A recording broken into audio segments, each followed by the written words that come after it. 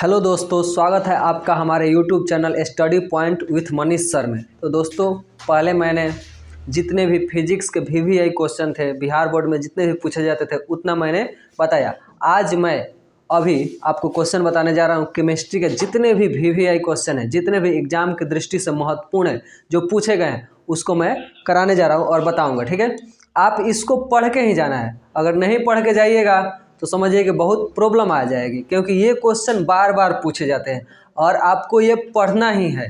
ठीक है, इसको बार बार रिवीजन करना है। क्या सुबह और शाम को बार बार दिन में जितने, जैसे आप लोग बुखार आने पर, तबीयत खराब होने पर क्या कर रहे हैं, सुबह शाम दवाई खाते हैं ना, तो समझिए कि ये आपका दवाई का काम करेगा। जो मैं क्वेश्चन आपको करा रहा हूँ, बता रहा हूँ, इसको एकदम दवाई की तरह लेना है। सुबह और शाम को इसको पढ़ना है।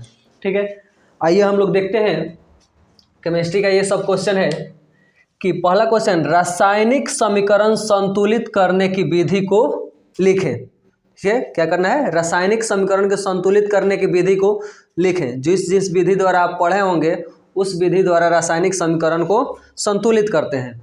ठीक है, अगला क्वेश्चन है, संयोजन और वियोजन अभिक्रिया से आप क्या समझते हैं।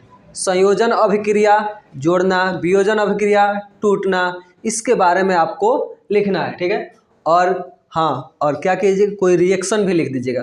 जब रिएक्शन लिखिएगा तो एग्जामिनर को पता चलेगा कि हाँ कि बच्चा को जानकारी है।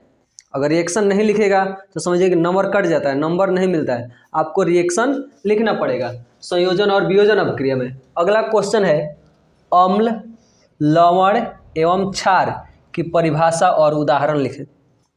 अम्ल के बारे में बताना है। अम्ल क्या होते हैं, तो स्वाद में खट्टे होते हैं। क्षार कैसे होते हैं, तो कड़वे होते हैं। और लवण क्या होते हैं, अम्ल और क्षार से मिलकर बनते हैं। ठीक है, तो इसके बारे में आपको बढ़िया से लिख देना है और इसको बढ़िया से आपको पढ़ के जाना है। अगला क्वेश्चन है, ऊष्माक्षेपी अभिक्रिया तथा ऊष्माशोषी अभिक्रिया को लिखना है। ऊष्माक्षेपी और ऊष्माशोषी। ऊष्माक्षेपी में क्या होता है, ऊष्मा का उत्सर्जन होता है, यानी ऊष्मा निकलता है। और ऊष्माशोषी में क्या होता है कि ऊष्मा का मतलब ऊष्मा उसमें निकलता नहीं है, ऊष्मा उसमें खींचता है। ठीक है, और ऊष्माक्षेपी में ऊष्मा निकलता है और ऊष्मा का अवशोषण होता है किसमें, ऊष्माशोषी में। अगला क्वेश्चन है, बेकिंग सोडा बनाने की विधि को बताना है। बेकिंग सोडा यानी घर में जो खावा सोडा होता है, खाने वाला सोडा, और उसका रासायनिक सूत्र भी लिखना है। रासायनिक सूत्र उसका क्या होता है, NaHCO3, सोडियम हाइड्रोजन बाइकार्बोनेट।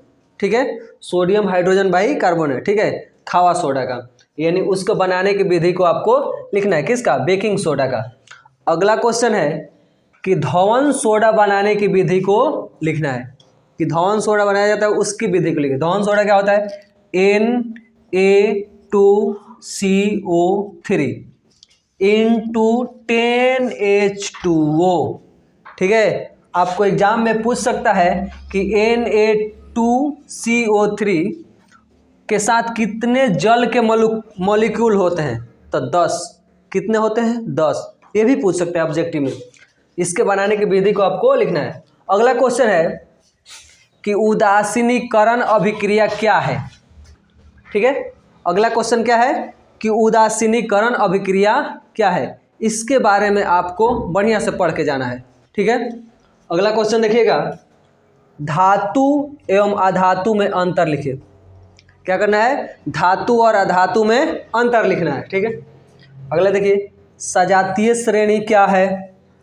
सजातीय श्रेणी क्या है। अगला क्वेश्चन है, संतृप्त तथा असंतृप्त हाइड्रोकार्बन में अंतर बताएं।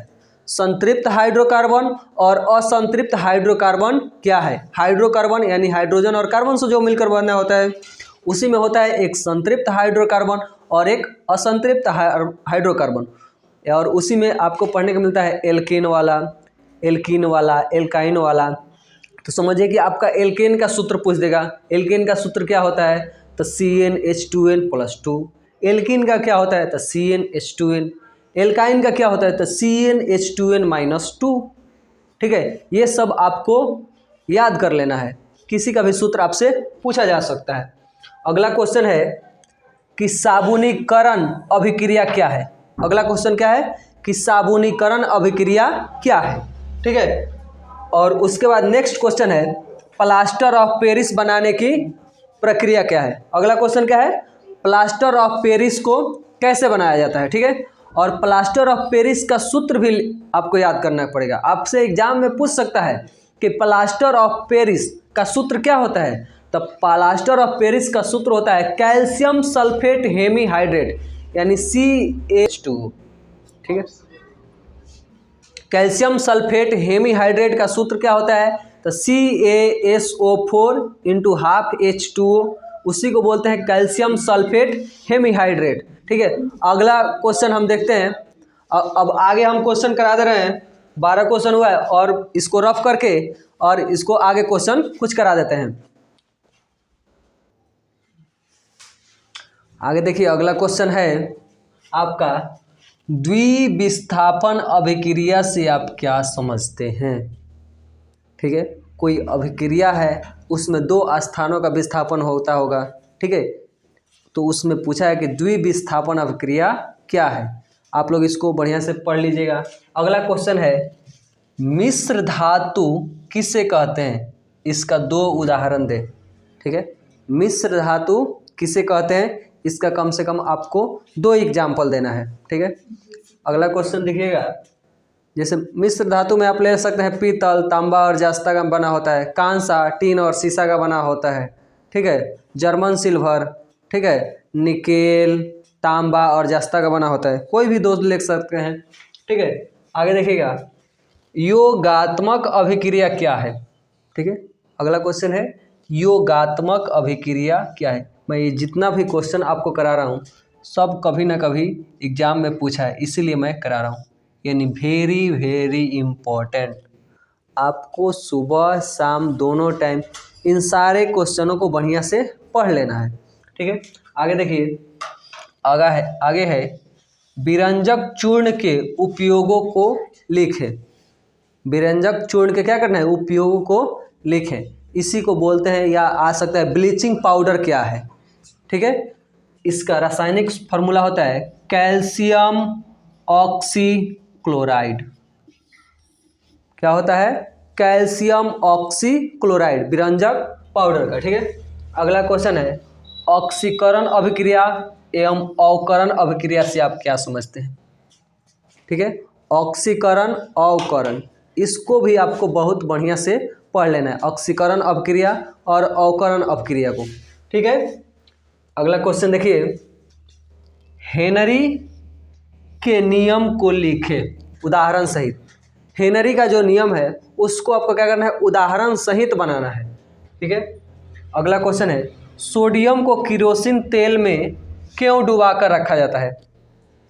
सोडियम को किरोसिन तेल में डुबाकर क्यों रखा जाता है, या सोडियम का आ जाता है कि सोडियम का इलेक्ट्रॉनिक विन्यास लिखें, सोडियम के परमाणु संख्या क्या है, सोडियम का परमाणु भार क्या है।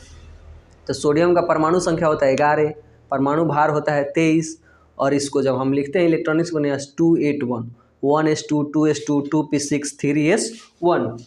जैसे मान के चलिए ये सोडियम हो गया। ठीक है, इसका परमाणु संख्या 11, तो इलेक्ट्रॉनिक विन्यास 1s2, 2s2, 2p6 और 3s1। ठीक है, इसको ऐसे 281, बाहरी कक्षा में कितनी है तो 1 इलेक्ट्रॉन। आपको ऐसे सबको बढ़िया से पढ़ना है। उसके बाद इसका परमाणु भार कितना होता है 23, कितना होता है 23। ठीक है, सोडियम जो होता है एक यह ऐसा तत्व है जो हाई रिएक्टिव होता है। जैसे ही इसको किरोसिन तेल से आप बाहर निकलेगा वह हमारे वायुमंडल के ऑक्सीजन से अभिक्रिया करके जलना शुरू कर देता है, इसीलिए इसको किरोसिन तेल में डुबाकर रखा जाता है। आप इसको आसानी से लिख सकते हैं, 1-2 बार पढ़िएगा याद हो जाएगा। अगला क्वेश्चन है वायु में जलाने से पहले मैग्नीशियम रिबन को साफ क्यों किया जाता है।